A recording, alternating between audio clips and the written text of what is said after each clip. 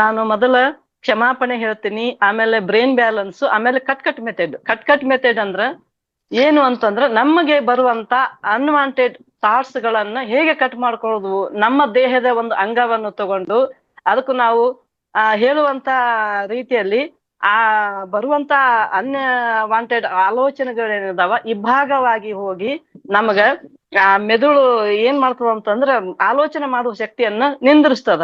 ನೋಡಿ, ನೀವು ಟ್ರೈ ಮಾಡಿ ಕೂಡ ನೋಡಿ, ನಾವು ಕೂಡ ಮಾಡಿದ್ದೀವಿ. ನಮ್ಗೆ ಆಫ್ಲೈನ್ ಕ್ಲಾಸ್ 2 ದಿವಸ ಇತ್ತು. ಇದು ಯೂನಿವರ್ಸಲ್ ನಾಲೆಜ್ ಅಂತ ಈ ಬುಕ್ ನಿಂದ ನಮ್ ಗುರುಗಳು ಕೊಟ್ಟಿದ್ದಾರೆ ಅವರು, ಅದು ಇನ್ನರ್ ಗ್ರೋತ್ ಅಂತ ಹೇಳಿ. ಇದನ್ನ ನಮ್ಗೆ ತಿಳಿಸ್ಲಾಕ್ ಕೂಡ ಅವ್ರ ಅಪ್ಪಣೆ ಆದ್ಮೇಲೆನೆ ನಾ ತಿಳ್ಸಾಕತ್ತೀನಿ. ಅವ್ರು ಮೊನ್ನೆ ಹೇಳಿದ್ರು ಇದನ್ನಷ್ಟು ಹೇಳ್ಕೊಡಿ ಅಂತ ಹೇಳಿ. ಅದಕ್ಕಾಗಿ ಉಳಿದದ್ದೆಲ್ಲ ಇನ್ನು ಸುಮಾರುಗಳಿದಾವೆ, ಅದನ್ನ ಅವರು ಇದು ಇಲ್ಲಾರ್ದ ಹೇಳಕ್ ಆಗಂಗಿಲ್ಲ, ಹೇಳ್ಬಾರ್ದಂತ ಹೇಳಿದ್ದಾರೆ ಮೇಡಮ್. ನಾನು ಇಷ್ಟನ್ನ 4 ಹೇಳ್ಬೇಕು, ಅದ್ರಲ್ಲಿ ಟೈಮ್ ಎಷ್ಟು 20 ನಿಮಿಷದಲ್ಲಿ ಎಷ್ಟಾಗುತ್ತೋ ಅಷ್ಟು ಹೇಳ್ತೀನಿ ನಾನು. Thank you. ಪ್ರತಿಯೊಂದಕ್ಕೂ ನಾವು ಇವತ್ತ ಅನಾರೋಗ್ಯದಿಂದ ಬಳಲುತ್ತೀವಿ ಅಂದ್ರೆ ಆ ದೇಹದ ಒಂದು ಅಂಗ ಆಗಿರ್ಬೋದು, ಆ ದೇಹದ ನ್ಯೂನತೆ ಆದ ಜಾಗ ಆಗಿರ್ಬೋದು, ಅದಕ್ಕೊಂದು ಕ್ಷಮಾಪಣೆ ಮಾಡ್ಕೋಬಹುದು. ನಮ್ಮ ವಸ್ತು ಆಗಿರ್ಬೋದು, ಪರಿಸ್ಥಿತಿ ಆಗಿರ್ಬೋದು, ಸಂಬಂಧಗಳಾಗಿರ್ಬೋದು, ಯಾವುದೇ ಅನಾರೋಗ್ಯದ ಭಾಗ, ವ್ಯವಸ್ಥೆ, ಅಂಗ, ಸಂಬಂಧಗಳು, ಆರ್ಥಿಕ ಪರಿಸ್ಥಿತಿ, ವ್ಯವಹಾರ ಅಥವಾ ಜೀವನ, ಇತರ ಕ್ಷೇತ್ರಗಳಲ್ಲಿ ಯಾವುದಾದ್ರೂ ಒಂದನ್ನು ಹೆಸರಿಸಬೇಕು. ನಾವು ಹೆಸರಿಸಿಕೊಂಡು ಆ ಭಾಗಕ್ಕೆ ನಾವು ಕ್ಷಮಾಪಣೆಯನ್ನ ಮಾಡ್ಕೊಂಡಾಗ ಪ್ರತಿದಿನನೂ ನಾವು 5ರಿಂದ 6 ಸಾರಿ ಅದನ್ನ ಮಾಡ್ಕೋದ್ರಿಂದ ಅದು ಏನಾಗುತ್ತೆ, ತಾನಾಗಿಯೇ ಅದನ್ನ ಶುದ್ಧೀಕರಣ ಅಂತೀವಲ್ಲ, ಆ ತರ ಶುದ್ಧೀಕರಣ ಆಗ್ಲಕ್ಕ ಅದು ಪ್ರೇರೇಪಿಸ್ತದೆ. ಈ ಕ್ಷಮಾಪಣೆ ಮಂತ್ರ ಪ್ರತಿದಿನನೂ ಮಾಡೋದ್ರಿಂದ ನಮಗಿದು ಏನಾಗುತ್ತ ಅಂತಂದ್ರೆ, ನಮ್ಗೆ ಗೊತ್ತಿಲ್ಲದನೆ ಇದು ನಮ್ಮ ದೇಹವನ್ನ ನಾವು ಗುಣಪಡಿಸಿಕೊಳ್ಳುವಂತ ಶಕ್ತಿ ಈ ಮಂತ್ರದಲ್ಲಿ ಐತಿ. ಅದನ್ನ ನಾವು ನೆಪ ಮಾತ್ರಕ್ ಮಾಡಬಾರ್ದು, ಹೃದಯ ಪೂರ್ವಕವಾಗಿ ನಾವು ಒಂದು ಫೀಲ್ ಮುಖಾಂತರ ಮಾಡಿದ್ರೆ ಅದು ನಮ್ಗ ತುಂಬಾನೇ, ನನಗೂ ಕೂಡ ನನಗೆ ಬಹಳ ಹೆಲ್ಪ್ ಆಗಿದೆ. ಅದನ್ನ ಈ ತರ ಇದೆ ಮೇಡಮ್. ಪ್ರತಿಯೊಂದು ನಾವು ಯಾವ್ದೇ ಮಾಡ್ಬೇಕಾದ್ರೂ ಅದು 3 ಸಲ ಟೆಕ್ನಿಕ್ ಇದೆ ಇದ್ರಲ್ಲಿ. ಈ ಯೂನಿವರ್ಸಲ್ ನಾಲೆಜ್ ಅಲ್ಲಿ 3 ಸಲ ಮಾಡ್ಬೇಕು ಪ್ರತಿಯೊಂದನ್ನು. ಅದು ಹೇಳ್ತಾರೆ ಇವರು. ಯಾವ್ದಾದ್ರು ಒಂದನ್ನ ಇವರ ಆತ್ಮ, ಮನಸ್ಸು, ದೇಹ ಕ್ಷಮಾಪಣೆಗೆ ಯಾವ್ದನ್ನ ಬೇಕಾದ್ರೂ ನೀವು ಆಯ್ಕೆ ಮಾಡ್ಕೋಬಹುದು. ಯಾವ್ದಾದ್ರು ನಿಮ್ದು ವಸ್ತು, ಪರಿಸ್ಥಿತಿ ಏನಾದ್ರೂ ಆಗಿರ್ಬೋದು, ಸಂಬಂಧಗಳು. ನಾನು ನಿಮ್ಮನ್ನು ಪ್ರೀತಿಸುತ್ತೇನೆ ಇದ್ರಲ್ಲಿ ಹೇಳುದಂತಂದ್ರೆ ಫಸ್ಟಿಗೆ ಇದು ಕ್ಷಮಾಪಣೆ ಮಂತ್ರದೊಳಗ, ನಾನು ನಿಮ್ಮನ್ನು ಪ್ರೀತಿಸುತ್ತೇನೆ, ನಿಮ್ಮನ್ನು ಗುಣಪಡಿಸಿಕೊಳ್ಳಲು ಮತ್ತು ಪರಿವರ್ತಿಸಿಕೊಳ್ಳಲು ನಿಮಗೆ ಅಧಿಕಾರವಿದೆ, ಒಳ್ಳೆಯ ಕೆಲಸ ಮಾಡಿ, ಧನ್ಯವಾದಗಳು. ಪ್ರತಿಯೊಂದಕ್ಕೂ ನಾವು ಧನ್ಯವಾದಗಳನ್ನು ಅರ್ಪಿಸುವುದರಿಂದ ನಮ್ಮಲ್ಲಿರುವಂತ ನೆಗೆಟಿವಿಟಿ ಕೂಡ ಹೋಗ್ತದ, ನಮ್ಮಲ್ಲಿ ಒಂದು ಒಳ್ಳೆಯ ಮನೋಭಾವನೆ, ಒಳ್ಳೆಯ ಆಲೋಚನೆ ಕೂಡ ನಮ್ಗ ಬರ್ತದ ಅನ್ನುವಂಥದ್ದು. ಮತ್ತು ಇಲ್ಲಿ ಆತ್ಮೀಯ ಪರಮಾತ್ಮನೆಂದರ ನಿಮ್ಮ ಫೇವ್ರೇಟ್ ಗಾಡ್ ಯಾವ್ದಾದ್ರು ನಿಮಗೆ ಯಾರೋ ಮಹಾತ್ಮರು ಇರ್ಬೋದು, ಈಗ ಮಹತಾರ್ ಬಾಬಾಜಿ ಇರ್ಬೋದು, ಪತ್ರಿಜಿ ಗುರುಗಳು ಇರ್ಬೋದು, ಅವರನ್ನ ನಿಮ್ಗೆ ಬೇಕಾದಂತ ನಿಮ್ ಫೇವ್ರೇಟ್ ಗಾಡ್ ಅನ್ನ ನೀವು ಹೆಸರಿಸ್ಬೇಕು. ಆತ್ಮೀಯ ಪರಮಾತ್ಮನೆ, ನಾನು ಹಾಗೂ ನನ್ನ ಪೂರ್ವಜರ ಜೀವಿತಾವಧಿಯಲ್ಲಿ ನಾವೆಲ್ಲರೂ ಮಾಡಿರಬಹುದಾದ ಎಲ್ಲಾ ತಪ್ಪುಗಳನ್ನು ಕ್ಷಮಿಸಿ ನಿಮ್ಮ ಕ್ಷಮೆಯನ್ನು ಸ್ವೀಕರಿಸಲು ನಾನು ಬೇಷರತ್ತಾಗಿ ಸೇವೆ ಸಲ್ಲಿಸುತ್ತೇನೆ.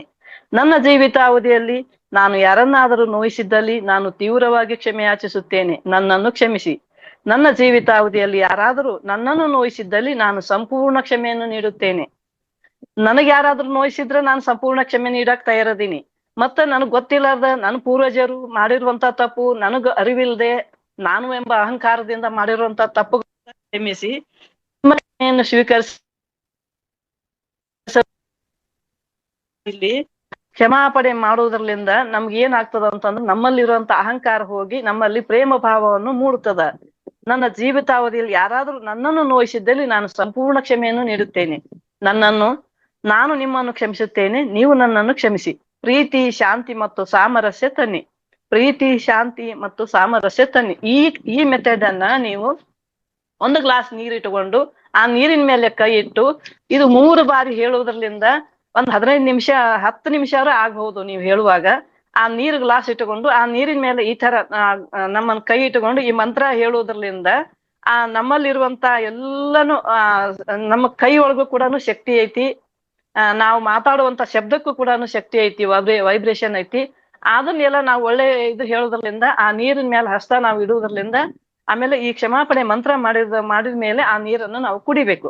ಅವಾಗ ನಮ್ಗೆ ಏನಾಗುತ್ತೆ, ಪ್ರತಿದಿನನು ಪ್ರತಿ ಕ್ಷಣನು ಒಂದೊಂದ್ಸಲ ನಮ್ಗೆ ಯಾವಾಗ ಟೈಮ್ ಸಿಗ್ತದ ಅವಾಗ ಈ ಕ್ಷಮಾಪಣೆ ಮಂತ್ರ ಒಂದಕ್ಕಂತಲ್ಲ ಎಲ್ಲದಕ್ಕೂ ನೀವು ಬಳಸ್ಬೋದು. ಇದೊಂದಾಯ್ತು. ಇನ್ನ ನಮ್ಮ ಬ್ರೈನ್ ಬ್ಯಾಲೆನ್ಸ್ ಹೆಂಗ್ ಮಾಡೋದಪ್ಪ ನಮ್ಗ ಅಂತಂದ್ರ, ತಲೆಯಲ್ಲಿ ಸಾವಿರಾರು ಯೋಚನೆಗಳಿರ್ತಾವ.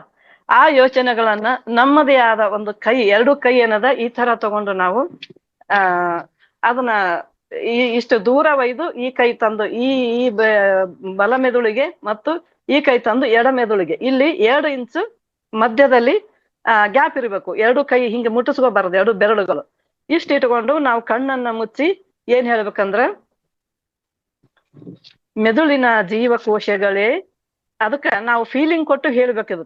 ಫೀಲಿಂಗ್ ಕೊಟ್ಟು ಹೇಳಿದಾಗ ಮಾತ್ರ ಅದು ನಮ್ಗ ನೀವು ಮಾಡಿ ನೋಡಿ, ಬೇಕಾದ್ರೆ ನಿಮ್ಗ ಮನೆಯಲ್ಲಿ ಕೂಡ ನೀವು ಮಾಡಿ ನೋಡಿ. ಈ ತರ ಇಟ್ಕೊಂಡು ಕಣ್ಣನ್ನ ಮುಚ್ಚಿ, ಮೆದುಳಿನ ಜೀವಕೋಶಗಳೇ ನೀವಾಗಿಯೇ ಸಮತೋಲನಗೊಳ್ಳಿರಿ, ಮೆದುಳಿನ ಜೀವಕೋಶಗಳೇ ನೀವಾಗಿಯೇ ಸಮತೋಲನಗೊಳ್ಳಿರಿ, ಮೆದುಳಿನ ಜೀವಕೋಶಗಳೇ ನೀವಾಗಿಯೇ ಸಮತೋಲನಗೊಳ್ಳಿರಿ.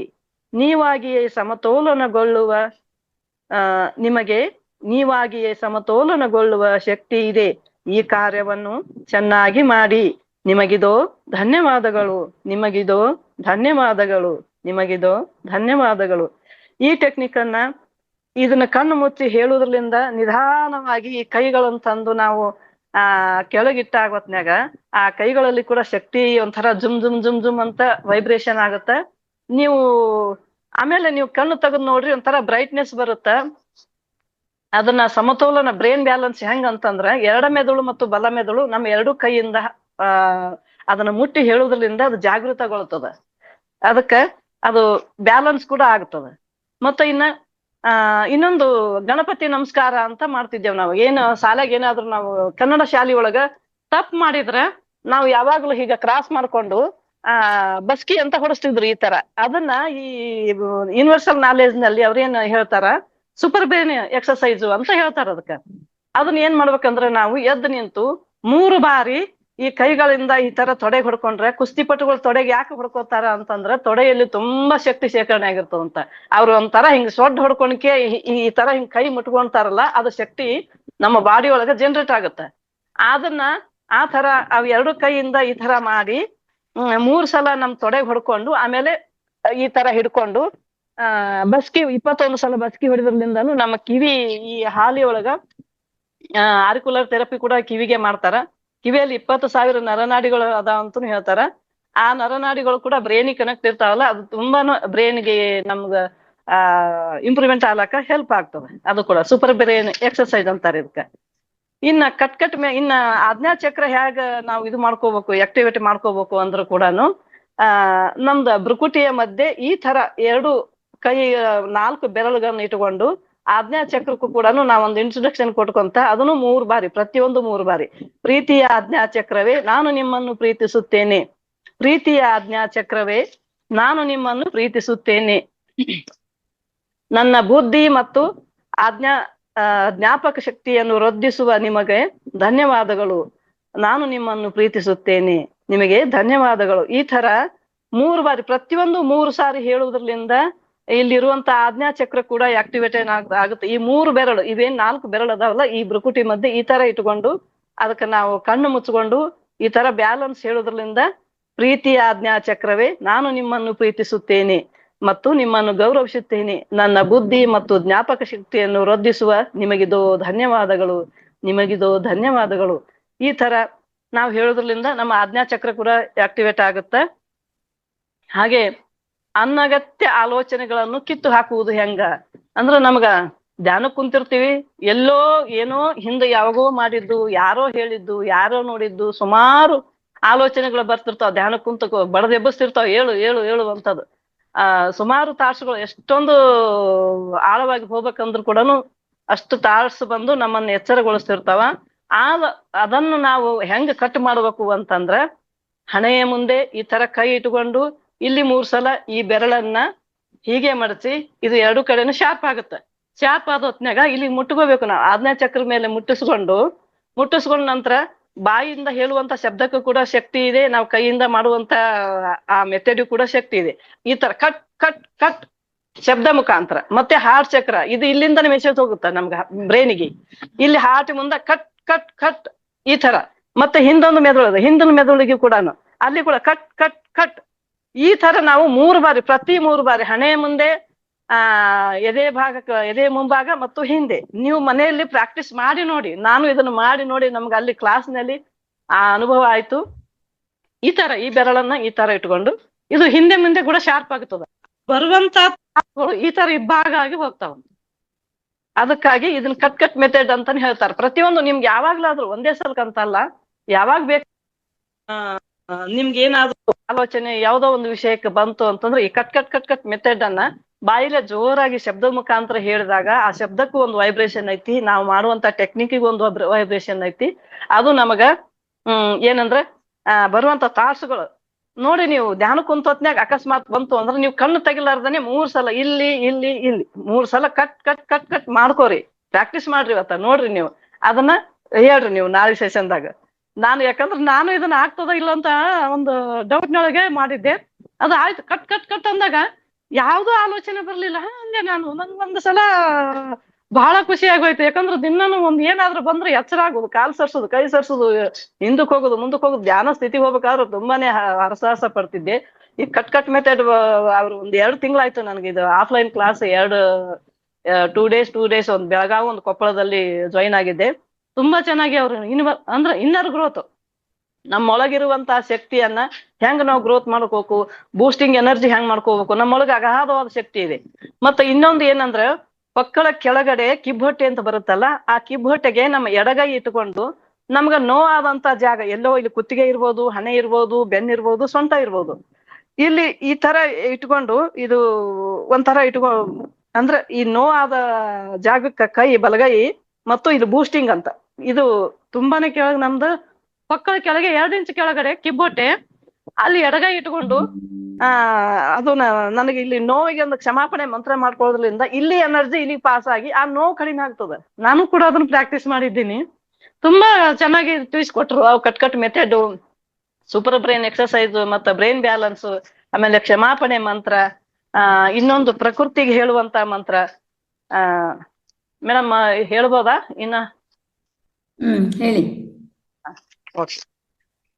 ನಾವು ಮರಣಕ್ಕಾಗಿ ಮತ್ತು ಸಂತೋಷ ಮತ್ತು ಪ್ರೀತಿ ಮರಣಕ್ಕಾಗಿ ಪ್ರಾರ್ಥನೆ ಹೆಂಗ್ ಮಾಡ್ಬೇಕು ಪ್ರಕೃತಿಯೊಂದಿಗೆ ಎನ್ನುವಂಥದ್ದು ಒಂದು ದೃಢೀಕರಣ ಅಂತೇಳಿ ಒಂದು ಪ್ರಾರ್ಥನೆ ಐತಿ. ಅದನ್ನ ತಮ್ಮಂದ ಹೇಳ್ತೇನೆ. ನನ್ನ ಈ ದೇಹವು ಭೂಮಿ ತಾಯಿಗೆ ಸೇರಿದೆ, ನನ್ನ ಆತ್ಮವು ಸ್ವರ್ಗದ ಭಾಗವಾಗಿದೆ. ನಾನು ಅದರ ಸಂಯೋಗವನ್ನು ಇಂದು ಮತ್ತು ಈ ಭೂಮಿಯ ಮೇಲೆ ಇಂದು ಮತ್ತು ಪ್ರತಿದಿನ ಆದರ್ಶಿಸುತ್ತಿದ್ದೇನೆ. ನನ್ನ ದೇಹವನ್ನು ಆರೋಗ್ಯಕರವಾಗಿ ಮತ್ತು ಬಲವಾಗಿ ಇಟ್ಟುಕೊಳ್ಳಲು ನಾನು ಮನವೊಲಿಸುತ್ತಿದ್ದೇನೆ. ನಾನು ನನ್ನ ಆತ್ಮವನ್ನು ಶುದ್ಧೀಕರಿಸುವ ಪ್ರಕ್ರಿಯೆಯಲ್ಲಿದ್ದೇನೆ. ನಾನು ಸಂತೋಷ ಮತ್ತು ಆನಂದದಲ್ಲಿದ್ದೇನೆ. ನನ್ನ ಜೀವನದ ಉದ್ದೇಶವನ್ನು ನಾನು ಅರ್ಥ ಮಾಡಿಕೊಂಡಿದ್ದೇನೆ. ನನ್ನ ಮಾರ್ಗದರ್ಶಿ ದೇವತೆಗಳು ನಿರಂತರ ನನ್ನ ಸಂಪರ್ಕದಲ್ಲಿದ್ದಾರೆ. ಈ ದಿಕ್ಕಿನಲ್ಲಿ ನನಗೆ ಮಾರ್ಗದರ್ಶನ ನೀಡುತ್ತಾರೆ. ನಾವೇ ಮತ್ತು ಈ ಸತ್ಯವನ್ನು ಅನುಭವಿಸುತ್ತಿರುವ ನನ್ನ ಮೆದುಳಿನ ಸಾಮರ್ಥ್ಯದಿಂದ ನಾನು ಈ ಹಾದಿಯಲ್ಲಿ ನನ್ನನ್ನು ಅರ್ಥ ಮಾಡಿಕೊಳ್ಳುತ್ತಿದ್ದೇನೆ. ಈ ಜೀವಮಾನದ ಅವಕಾಶಕ್ಕಾಗಿ ಧನ್ಯವಾದಗಳು. ಮತ್ತು ನಾನು ಈ ಭೂಮಿಯಿಂದ ನಿರ್ಗಮಿಸುವ ಮೊದಲು ನನ್ನ ಜೀವನದ ಕರ್ತವ್ಯ ಮತ್ತು ಉದ್ದೇಶವನ್ನು ಪೂರೈಸುತ್ತೇನೆ. ಎಷ್ಟು ಚಂದ ಬರೆದಿದ್ದಾರೆ ನೋಡಿ. ಸಂತೋಷ ಮತ್ತು ಪ್ರೀತಿ ಮರಣಕ್ಕಾಗಿ ಪ್ರಾರ್ಥನೆ. ಇದು ಒಂದು ಪ್ರಾರ್ಥನೆ ನಾವು ಕೇಳಿದ್ರ ಜೀವನ ಎಷ್ಟೊಂದು ಸುಂದರ, ಎಷ್ಟೊಂದು ಬಂದೀವಿ ಇಲ್ಲಿ ಒಂದು ಪಾತ್ರ ಮಾಡಾಕ, ಎಲ್ಲಾ ತರದ ಒಂದೊಂದು ಪಾತ್ರ ಮಾಡಿ ಹೋಗೋದು ಮತ್ತೆ ಬರೀ ಕೈಲಿ. ಅದನ್ನು ನಾವು ತಿಳ್ಕೊಳಂಗಿಲ್ಲ. ಮತ್ತೆ ಏನು ನಮ್ಗ ಜೊತೆಗೆ ಹೊತ್ಕೊಂಡು ಹೋಗ್ತೀವೇನೋ ಅನ್ನುವಂತ ಹಂಗ ಜೀವನ ಮಾಡ್ತೀವಿ ನಾವು. ಸ್ವರ್ಗದಲ್ಲಿರುವ ಎಲ್ಲಾ ಆತ್ಮಗಳೇ, ನಾನು ನಿಮ್ಮನ್ನು ಪ್ರೀತಿಸುತ್ತೇನೆ. ನೋಡ್ರಿ ಅವ್ರ ಎಷ್ಟ್ ಚಂದ ಬರ್ದಾರ ನೋಡಿ. ಅದನ್ನ ನೋಡೇ ನನ್ಗೆ ಅಷ್ಟು ಖುಷಿ ಆಯ್ತು. ಒಂದಿನ ಇದನ್ನ ಹೇಳಿನ್ ಕಾಣಿಸ್ತದ ನಿಮ್ ಎದುರಿಗೆ, ಗೊತ್ತಿಲ್ಲ. ಸ್ವರ್ಗದಲ್ಲಿರುವ ಎಲ್ಲಾ ಆತ್ಮಗಳೇ, ನಾನು ನಿಮ್ಮನ್ನು ಪ್ರೀತಿಸುತ್ತೇನೆ. ಈ ಭೂಮಿಯ ಮೇಲೆ ನಮಗೆಲ್ಲರಿಗೂ ಮಾರ್ಗದರ್ಶನ ನೀಡಲು ಮತ್ತು ಸಹಾಯ ಮಾಡಲು ನೀವು ಇದ್ದೀರಿ. ದಯವಿಟ್ಟು ನನಗೆ ಸಹಾಯ ಮಾಡಿ ಮತ್ತು ನನಗೆ ಮಾರ್ಗದರ್ಶನ ನೀಡಿ. ಈ ಭೂಮಿಯಲ್ಲಿ ಸಂತೋಷವಾಗಿರಲು ದಯವಿಟ್ಟು ನನಗೆ ಸಹಾಯ ಮಾಡಿ. ನನಗೆ ಸಂತೋಷದ ಕಡೆಗೆ ದಾರಿ ತೋರಿಸಿ. ಜೀವನದ ಸಂತೋಷದ ಕಡೆಗೆ ನನಗೆ ಮಾರ್ಗದರ್ಶನವನ್ನು ತೋರಿಸಿ. ಸಂತೋಷವು ಯಾವಾಗಲೂ ನನ್ನೊಳಗೆ ಮತ್ತು ನನ್ನೊಂದಿಗೆ ಇರಲಿ. ನನ್ನ ಸುತ್ತಲೂ ಸಂತೋಷವನ್ನು ಹರಡಲು ನಾನು ಆ ಮಾಧ್ಯಮವಾಗಿರಲಿ. ದಯವಿಟ್ಟು ನನಗೆ ಪ್ರೀತಿಯ ಹಾದಿಯಲ್ಲಿ ಕಡೆಗೆ ಮಾರ್ಗದರ್ಶನ ನೀಡಿ. ಪ್ರೀತಿ ನನ್ನ ಸುತ್ತಲೂ ಮತ್ತು ನನ್ನೊಳಗೆ ಇರಲಿ. ನನ್ನ ಸುತ್ತಲೂ ಪ್ರೀತಿಯನ್ನು ಹರಡಲು ನಾನು ಆ ಮಾಧ್ಯಮವಾಗಿರಲಿ. ಸಾವು ಸಂತೋಷ ಮತ್ತು ಪ್ರೀತಿಯಷ್ಟೇ ಸುಂದರವಾಗಿರಲಿ. ನನ್ನ ಸಾವು ಸಂತೋಷ ಮತ್ತು ಪ್ರೀತಿಯಿಂದ ತುಂಬಿರಲಿ. ನನ್ನ ಜೀವನವು ಸಂತೋಷದ ಮತ್ತು ಪ್ರೀತಿಯಿಂದ ತುಂಬಿರಲಿ. ಮರಣವು ಸಂತೋಷ ಮತ್ತು ಪ್ರೀತಿಯ ಕಡೆಗಿನ ಹೊಸ ಜೀವನದ ಆರಂಭವಾಗಲಿ. ನೋಡ್ರಿ, ಮತ್ತೆ ಈ ಸೋಲು ಶೂನ್ಯವಾಗಿ ಹೋಗಿ ನಿರಾಕಾರ ಸ್ವರೂಪಿಯಾಗಿ ಹೋಗಿ ಮತ್ತೆ ಹೊಸ ಜೀವನದ ಆರಂಭವಾಗಲಿ. ಅಂದ್ರ ಮುಂದೆ ಮತ್ತೆ ಹುಟ್ಟಿ ಬರಲಿ, ಹೊಸ ಜೀವನದ ಆರಂಭವಾಗಲಿ. ಈ ಹಳೆ ಅಂಗಿ ಕಳಚಿ ಗೂಟಕ್ಕೆ ಹಾಕ್ತಿವಿ, ಕೊಲೆಯಾಗಿದೆ, ಇದನ್ನು ಬಿಟ್ಟು ಬಿಡ್ತೀವಿ ನಾವು. ಪೊರೆ ಹಾವು ಪೊರೆ ಬಂದ ಹಾವು ಪೊರೆ ಬಿಟ್ಟು ಮತ್ತೆ ಹೊಸ ಜೀವನ ಹೆಂಗ್ ಪ್ರಾರಂಭಿಸ್ತದ, ಹಂಗ ಈ ದೇಹಕ್ಕ ಬಾಲ್ಯ ಯೌವನ ಮುಪ್ಪು ಎಲ್ಲಾ ಬಂದ ಮೇಲೆ ಮುಪ್ಪು ಶಾಪ ಅಂತ ಹೇಳ್ತಾರೆ. ಆದ್ರ ಕೆಲವೊಬ್ರಿಗೆ ವರನೂ ಆಗುತ್ತೆ ನೋಡ್ಕೋರಿದ್ರೆ, ಕೆಲವೊಬ್ರಿಗೆ ಶಾಪನೂ ಆಗುತ್ತೆ ನೋಡ್ಕೋರ್ ಇರದೆ ಹೋದ್ರ. ತಮ್ಮನ್ನು ತಾವು ನಿಶಕ್ತರಾದ ಹೊತ್ನ್ಯಾಗ ಯಾವತ್ತು ಯಮನದಾಗ ಯಾರು ಇರದೆ ಹೋದ್ರ ಮುಪ್ಪಿನೊಳಗ ಇರ್ಬೇಕು. ಮಕ್ಕಳು ಸೊಸೆಯಂದ್ರು ಎಲ್ಲರೂ ಬೇಕಾಗ್ತದ ಆ ಸಂದರ್ಭದೊಳಗ. ಅದು ಮಾತ್ರ ಅದು ದೇವರ ಸೇವೆ. ಯಾಕಂದ್ರೆ ನಾನು ಅಜ್ಜ ಅಜ್ಜಿ ಸೇವೆ ತುಂಬಾನೇ ಮಾಡಿದ್ದೇನೆ ಮೇಡಮ್. ನಾನು ಮನಸಾರೆ ನನ್ನ ಅಜ್ಜ ಅಂದ್ರೆ ಅಷ್ಟೊಂದು ಪ್ರೀತಿ. ನಮ್ಗೆ ಏನಾದ್ರೂ ಅಲ್ಪ ಸ್ವಲ್ಪ ಜ್ಞಾನ ಬಂದಿತ್ತು ಅಂದ್ರೆ ನಮ್ಮ ಅಜ್ಜನಿಂದನೇ. ನನಗೆ ನಮ್ಮ ಅಜ್ಜನ ಕೊಡುಗೆ ತುಂಬಾ ಇದೆ ಇದ್ರೊಳಗೆ. ನನ್ಗೆ ಅಕ್ಷರ ಜ್ಞಾನ ಆಗ್ಲಿ, ನನ್ಗೊಂಚೂರು ಹಾಡು ಕಲಿಸಿದ್ದಾಗ್ಲಿ ಎಲ್ಲಾನು ನನ್ನ ಅಜ್ಜನ ಕೊಡುಗೆ.